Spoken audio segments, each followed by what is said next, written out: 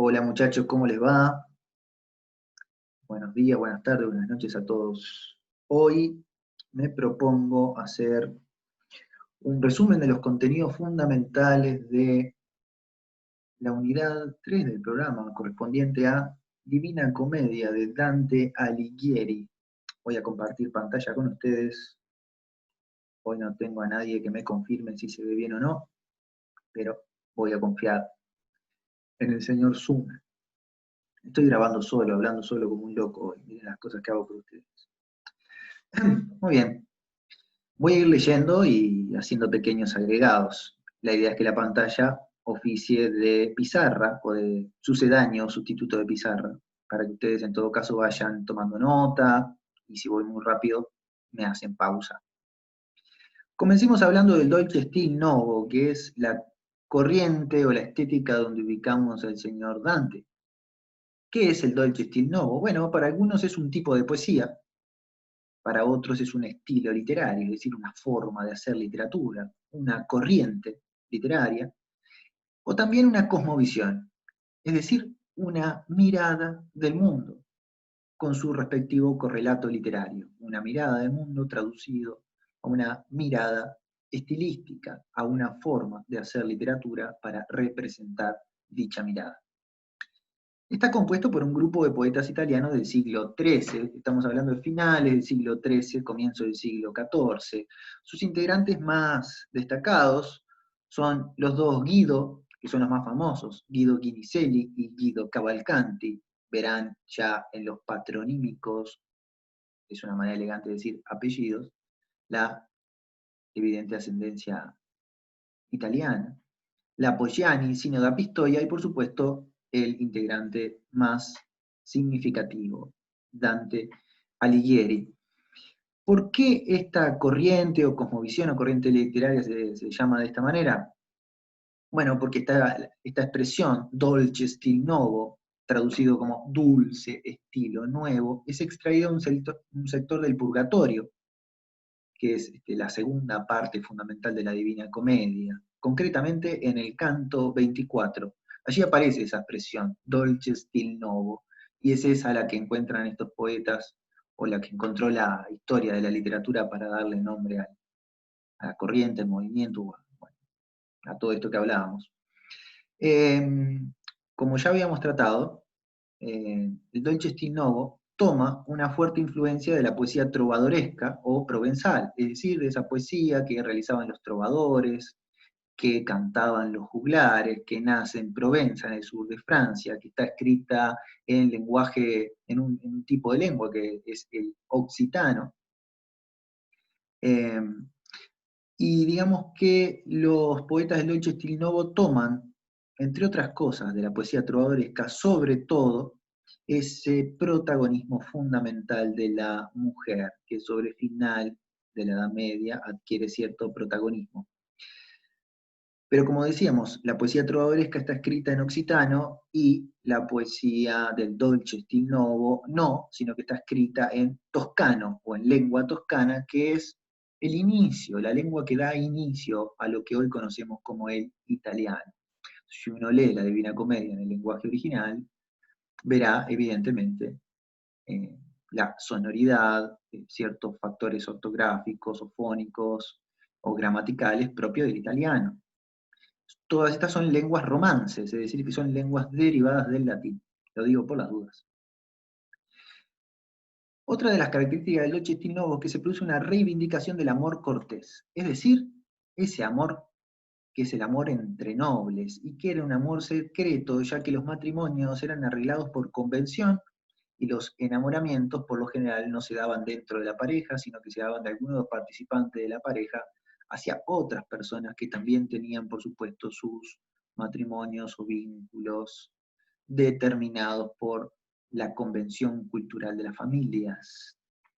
Es decir, que un componente muy presente, aunque yo no lo haya escrito aquí, en la poesía del Dolce Stil Novo, es el amor adúltero, el amor por fuera del sagrado matrimonio. Sin embargo, si bien toman ciertos factores del amor cortés, es decir, del amor entre nobles, ese amor sufre una transformación, una traslación. que va hacia otro tipo de amor, que es el amor gentil. No solamente entonces un amor entre nobles dado en las cortes, sino un amor que implica una conducta caballeresca, de cortejar a la mujer y sobre todo de idealizarla como objeto amoroso, es decir, de hacerla una entidad literalmente fabulosa y trascendente, como venida de otro mundo. Por eso es que la mujer, para el Dolce Stil Novo, es un ser puro e inalcanzable. Inalcanzable porque es un ideal que por supuesto no puede encontrar un correlato en la vida como la conocemos, sino una simple degradación en la realidad. La mujer entonces para ellos es una forma de perfección moral y física, de ahí la idealización. Es un ser angelical.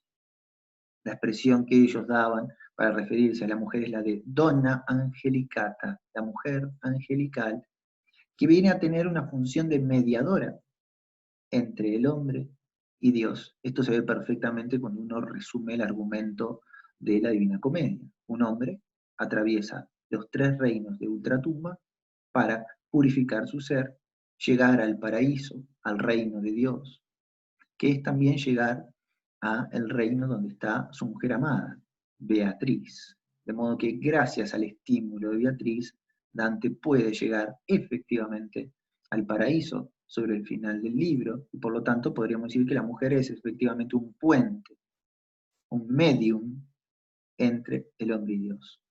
También el Dolce Stil Novo produce un gran desarrollo de una forma literaria que perdura hasta el día de hoy llamado soneto. No está la definición aquí, pero puedo agregarla oralmente. El soneto es básicamente una composición poética, un formato poético, donde el poema consta de 14 versos, 14 líneas, distribuidas en 2 estrofas de 4 y 2 de 3. En otras palabras, 14 versos eh, estructurados en 2 cuartetos y 2 tercetos. Cada uno de esos versos debe ser endecasílabo, es decir, de 11 sílabas, y debe tener una rima consonante, que es lo que denominamos una rima perfecta. Después, en todo caso, en clase podemos aclarar lo que es la rima consonante, pero es muy sencillo. Es una poesía cargada de elementos religiosos, morales y políticos. La poesía del Dolce Stil Novo no solo funciona como medio de expresión, sino también como una guía espiritual. Se propone instruir al lector y amoldarlo a ciertos parámetros morales que para los ideales de la época eran los correctos y los designados a seguir. Vayamos ahora a cierta información general sobre la Divina Comedia. No se sabe exactamente en qué fecha se publicó, pero se calcula que alrededor del año 1300. Volvemos a aclararlo, finales del siglo XIII, comienzos del siglo XIV. Originalmente no se titulaba Divina Comedia, sino únicamente Comedia, así la tituló Dante. ¿Por qué? Por su final feliz. Si hubiera tenido un final negativo, probablemente Dante le hubiera colocado el título sencillo de tragedia. Pero bueno, Dante termina evidentemente en el paraíso, en la contemplación de la luz de Dios, y por tanto es una comedia. El adjetivo divina se lo colocó, se lo aportó, un poeta siglos posteriores a Dante, también italiano, llamado Giovanni Boccaccio. Es Boccaccio el que difunde, el que reflota el valor de la Divina Comedia y le otorga ese adjetivo al título. Es un libro que posee una galería inmensa de personajes, donde Dante utiliza figuras tanto de la historia real, de la historia con mayúscula, así como de la historia de la literatura. Es decir, que hay personajes históricos, reales, que existieron, que pasaron por este mundo, y también de personajes ficticios que Dante toma de los libros que leyó, mostrando una gran erudición, es decir, una poderosa y vasta y honda cultura en diferentes ámbitos. De hecho, en la Divina Comedia aparecen muchos personajes ficticios que nosotros conocemos. Aparece Aquiles, aparece Odiseo como protagonista de los textos homéricos, textos que evidentemente Dante leyó, y aparecen, por supuesto, muchos otros. Tiene este libro, La Divina Comedia, un carácter alegórico. ¿Qué quiere decir esto? Bueno, la alegoría es un tipo de textualidad o de procedimiento literario muy usado en la época medieval, es decir, en la Edad Media, el periodo que estamos estudiando y que ya en videos o entregas anteriores procuramos caracterizar. Dicho a grosso modo, la alegoría consiste en la representación de una idea, es decir, de un concepto de carácter abstracto mediante elementos concretos. Es decir, que le da una imagen, un color, una textura, un volumen, algo señalable con el dedo, a lo que, por definición decíamos, es abstracto y no tiene imagen. O sea que es un modo de simbolización o, forzando un poco la palabra, un modo de metaforización. Vamos a poner un ejemplo con los personajes centrales del libro. Todos ellos tienen una implicancia simbólica, metafórica, una connotación o una simbolización. Por ejemplo, Dante, el protagonista, el yo lírico del libro, el que habla, el que cuenta la historia, pero no olviden que es una historia escrita en verso, es representante del pecador, es símbolo o alegoría del pecador. Virgilio es metáfora de la razón y Beatriz es la representante de la fe. Es decir, que Dante, el pecador, alcanzará la purificación de todo su ser gracias al uso de la razón como instrumento para determinar cuál es la conducta correcta, pero también de la fe, para poder acercarse verdaderamente a Dios, cosa que la razón no puede hacer. Probablemente por ello es que al momento de entrar en el paraíso, Virgilio no puede entrar y deja su paso, o deja, digamos, le da paso a Beatriz para que lo releve en su rol de guía de Dante. La estructura de la Divina Comedia es una cosa muy interesante, voy a resumir las cuestiones fundamentales. Es un gran homenaje al número 3, que viene a ser el representante de una entidad literalmente fabulosa, y que compone la unidad de Dios. Me refiero a la Santa Trinidad. Dios es, al parecer, un ser tríado, ¿no? Que tiene tres elementos. Es el Padre, es también el Hijo y es el Espíritu Santo. Aunque esto desde el punto de vista racional sea bastante complejo de explicar, por no decir contradictorio, evidentemente esta es la concepción que se tiene de Dios. No es uno, sino que es tres, y es tres, y sin embargo, uno. La Divina Comedia entonces está compuesta por tres partes generales. Estas tres partes se pueden denominar en masculino como cánticos, tres cánticos, o si quieren pueden usar el femenino, tres cánticas, que siguen el siguiente orden. Primero el infierno, luego el purgatorio, finalmente el paraíso. Podríamos decir que desde el punto de vista espiritual, este ordenamiento muestra un viaje de ascensión, es decir, que, digamos, el espíritu va, a medida que va viajando, va subiendo, digámoslo así, va desde las entrañas profundas del infierno a las cimas celestiales del paraíso. Cada una de estas cánticas, infierno, purgatorio y paraíso, está compuesta exactamente por 33 sectores, por 33 cantos. Nosotros, por ejemplo, vamos a estudiar apenas el primer canto de la primera cántica, el infierno. Sin embargo, el infierno tiene, en lugar de 33 cantos, un canto introductorio añadido, que es precisamente el que vamos a estudiar.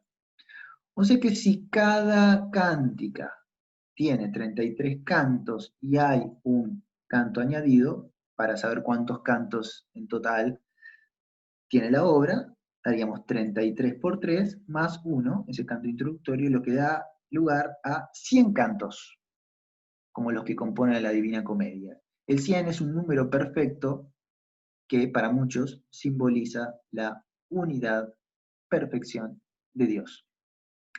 Ahora bien, 3 cánticos, 33 cantos por cántico, y cada uno de esos cantos está compuesto por estrofas de 3 versos, lo que llamamos tercetos. Y esos versos son endecasílabos, es decir, con 11 sílabas. De modo que si quisiéramos calcular cuántas sílabas tiene cada estrofa, también llegaríamos al resultado de 33 sílabas por estrofa. El esquema de rima que sigue todo el poema es el siguiente: ABA, BCB, CDC, etc. ¿Qué quiere decir con esto? Que el primer verso de cada estrofa rima con el último, perdón, con el tercero. El segundo quedaría como libre dentro de la estrofa, porque no rima con ninguno de los otros dos, ni con este, ni con este. ¿Con quién va a rimar? Va a rimar con el primero de la estrofa siguiente, que también rima, por supuesto, con el último. Aquí tienen un ejemplo. Miren. Comienza la Divina Comedia con estas estrofas. En medio del camino de la vida, errante me encontré por selva oscura, en que la recta vía era perdida. Ay, que decirlo era es cosa dura, esta selva salvaje, áspera y fuerte, que en la mente renueva la pavura. Fíjense cómo vida rima de modo consonante con perdida, y oscura, que queda libre en esta estrofa, puesto que no rima con ningún otro verso, rimará con dura y pavura. Y por supuesto que fuerte rimará ya con el primer verso de la estrofa siguiente, que yo no he citado aquí, porque creo que ya se entiende. Cada canto entonces está compuesto por estas estrofas de 3, pero termina en un cuarteto. Dante, digamos, toma la precaución de que para que no quede ningún verso libre en el canto, termina con un cuarteto, así todos los versos reciben su respectiva rima con otro, y no queda nada librado a todo un enlace o a todo un sistema de ingeniería de significados y de sonidos que es la Divina Comedia. Ese molde rígido que, digamos, enfatiza estos factores y que no se permite libertad en el molde, ese molde duro, pétreo, es propio de la cultura medieval. Nada está fuera de cálculo en la Divina Comedia. Todo tiene su porqué. Y hasta el día de hoy, los exégetas, es decir, los estudiosos, los críticos del libro, los que se especializan en la literatura medieval, o algunos de ellos se especializan únicamente en Dante, y algunos de ellos únicamente en la Divina Comedia, siguen encontrando múltiples razones para justificar por qué Dante dice lo que dice y cómo lo dice. Comencemos a comprender un poco entonces de qué se trata el infierno, que es la cántica donde nos ubicamos nosotros, ¿no? Vamos a leer apenas el canto 1, pero es importante que manejemos ideas generales. El infierno es un reino de ultratumba, es decir, después de la muerte. Es un reino en el que van las almas pecadoras, y tiene una forma de cono invertido, ¿no? Su vértice está hacia abajo, y da precisamente al centro de la Tierra. Ese cono, que va hacia abajo, insisto, cono invertido, está compuesto por 9 círculos que van descendiendo y por supuesto se van estrechando cada vez más. Cuanto más abajo vamos en el infierno, mayor es la falta del pecador que se encuentra en su respectivo círculo y por supuesto a mayor falta o a mayor nivel de pecado o de infracción, mayor será el castigo. Siempre veremos luego, hay una relación entre la naturaleza del pecado y la naturaleza del castigo que se le otorga al pecador por toda la eternidad. ¿Dónde se halla? Bueno, geográficamente Dante ubica al infierno justamente debajo de la ciudad de Jerusalén. Haciendo una descripción muy rápida, veloz y yo diría reductiva, podríamos resumir y decir que el infierno sigue más o menos este orden o este criterio. En el círculo 1 se encuentran los no bautizados, entre ellos Virgilio, guía de Dante. En el segundo, los lujuriosos, es decir, los que pecaron de un deseo sexual incontrolable o incontenible. En el tercero están los glotones. En el cuarto están los avaros y los derrochadores, es decir, los que retienen el dinero o los que lo malgastan En el quinto están los iracundos y los perezosos. Los iracundos, también llamados los irascibles, son aquellos que pecan de ira. En el sexto están los herejes, es decir, aquellos que tienen una fe desviada. En el séptimo están los violentos, y bueno, y aquí hay toda clase de violencia, ¿no? Están los violentos contra el prójimo, es decir, contra los otros. Aquí están los homicidas, los asesinos, los ladrones, los tiranos. También están los violentos contra sí mismos, me refiero a los suicidas. Y también los violentos, que esta es la violencia suprema para Dante, los violentos contra Dios. En el octavo están los fraudulentos, es decir, los que cometieron fraude, porque usaron el engaño contra los desprevenidos, contra aquellos que, digamos, cayeron en el engaño, porque no estaban advertidos de ser presa de un fraudulento. Y en el noveno están los traidores, que también son fraudulentos, pero no usan el engaño para engañar a cualquiera, sino que lo usaron contra quienes confiaban en ellos. Aquí hay un error de... ahora sí, confiaban en ellos. Y cierro paréntesis, queda precioso. Yo estoy como Dante también cerrando todo, que no me quede nada afuera. ¿Cuál es el criterio que utiliza Dante para establecer, por ejemplo, que el pecado de los glotones es en realidad un pecado superior al de los lujuriosos, por ejemplo, ¿no? Para poner un ejemplo. Bueno, pues Dante se basa en un libro de Aristóteles llamado Ética a Nicómaco, o también llamado como simplemente Ética, lo pueden encontrar con ese título, donde Aristóteles clasifica los pecados de la siguiente manera. Habla de lo que son los pecados por incontinencia, lo que en Dante se resumiría a los círculos 2, 3 y 4, o sea, los pecados por incontinencia, es decir, esos pecados que el sujeto no puede, donde el sujeto no puede sofrenarse, porque la pasión lo lleva, la pasión, la tentación, el flujo de su conducta lo lleva a no poder sofrenar el deseo de pecar. Estaríamos hablando de la lujuria, de la glotonería y de los avaros y derrochadores. Después están los pecados por bestialidad. Los pecados de bestialidad estarían evidentemente resumidos al círculo 7. Me refiero a los diferentes pecados de violencia. Todos esos son para Aristóteles pecados por bestialidad.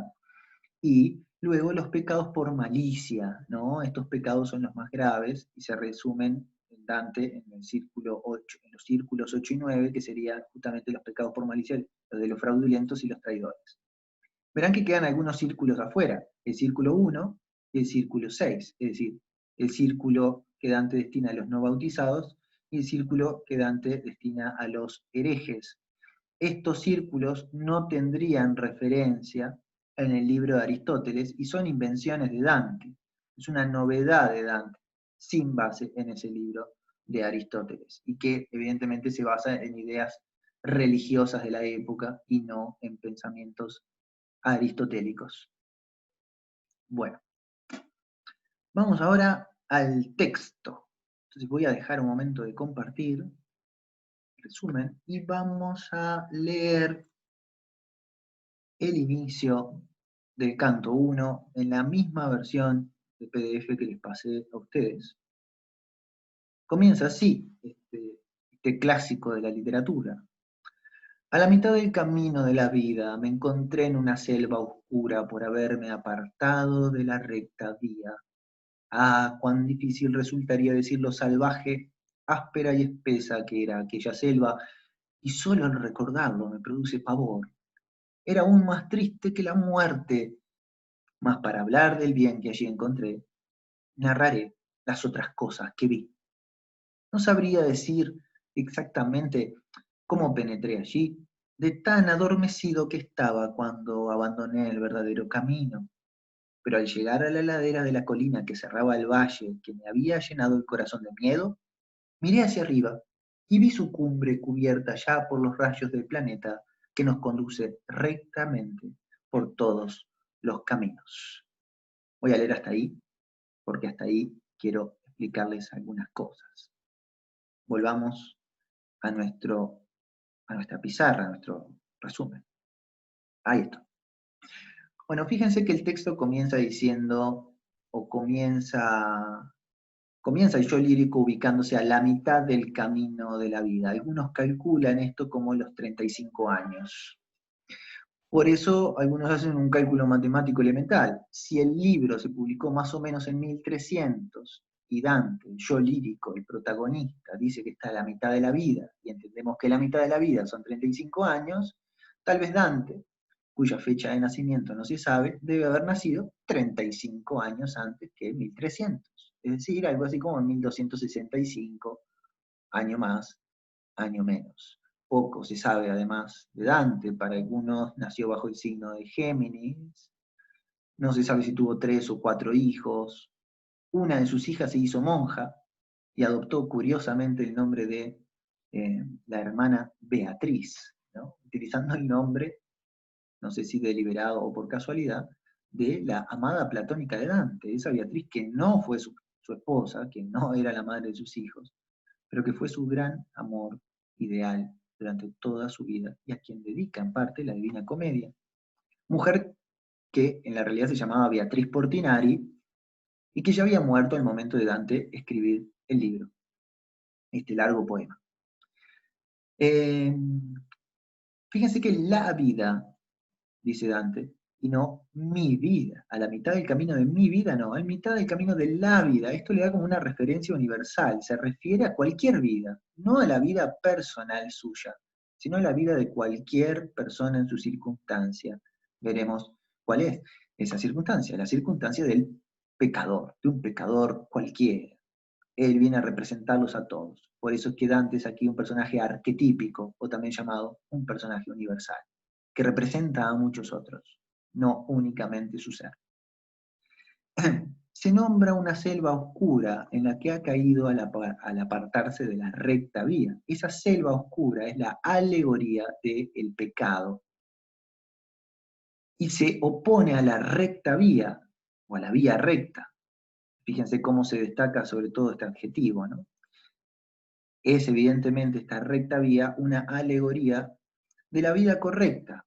Podríamos decir más que la vida recta, de la vida correcta y recta, que es la vida elaborada, según la época, en obediencia a las normas de Dios, y todos sabemos de dónde provenían esas normas, de la Iglesia como institución regente en la época, o bien de los textos bíblicos.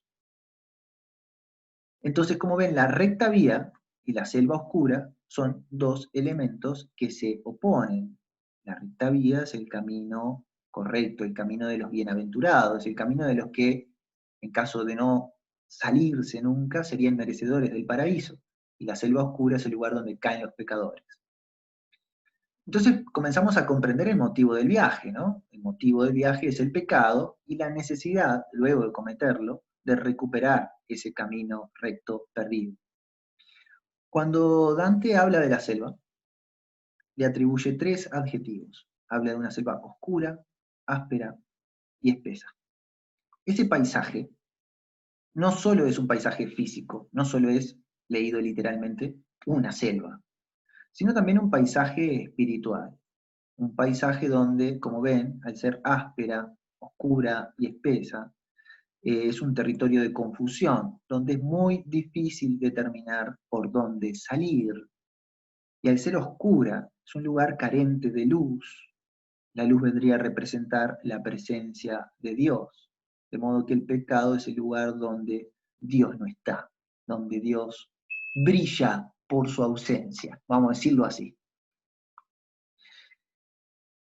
Luego el texto dice, pero antes de hablar del bien que allí encontré, ¿Qué quiere decir? Que algo bueno viene y que se anticipa. Hay una anticipación de una posible salida, pero Dante, antes de darnos estos detalles, nos describirá un poco algunas otras cosas.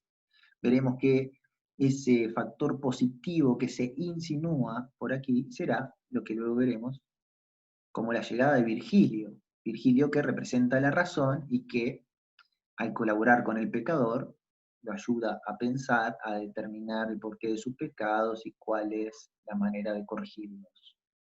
Se insinúa entonces metafóricamente una esperanza. Es muy interesante que Dante diga que cuando se estaba cuando se encuentra en esa selva oscura representante del pecado, se haya adormecido, porque es precisamente ese estado al que induce la tentación. Cuando nos tentamos, toman control nuestras pasiones, nuestros impulsos más secretos, y la razón baja la guardia y queda en un segundo plano, muchas veces sometida a la fuerza de las pasiones.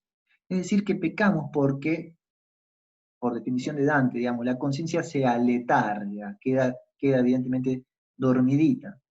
Y esto hace que el sujeto se vuelva vulnerable y fácil de convencer o de persuadir, porque ya no está pensando, sino que está siendo presa de otras fuerzas irracionales.